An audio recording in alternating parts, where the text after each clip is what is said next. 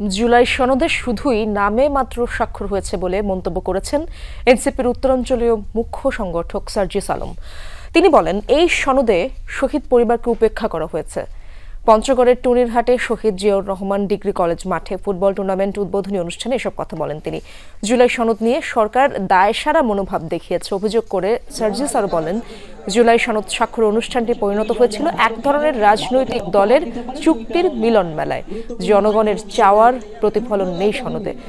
আরও বলেন, সনদ স্বাক্ষর অনুষ্ঠানে জুলাই যোদ্ধাদের মর্যাদা দেয়া হয়নি, বরং তাদের ওপরে লাঠিচার্জ, টিয়ার শেল, রাবার বুলেট চালানো হয়েছে। সরকারের এই আচরণ দুঃখজনক বলেও মন্তব্য এই এনসিপি নেতার।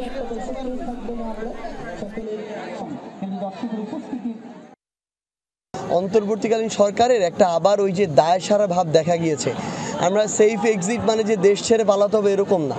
এখানে যে সেফ এক্সিটটা দেখা গিয়েছে যে কোনো মতে জুলাই সনদ নামকাওয়াস্তে স্বাক্ষর করে নির্বাচনের দিকে যেতে পারলে হইল।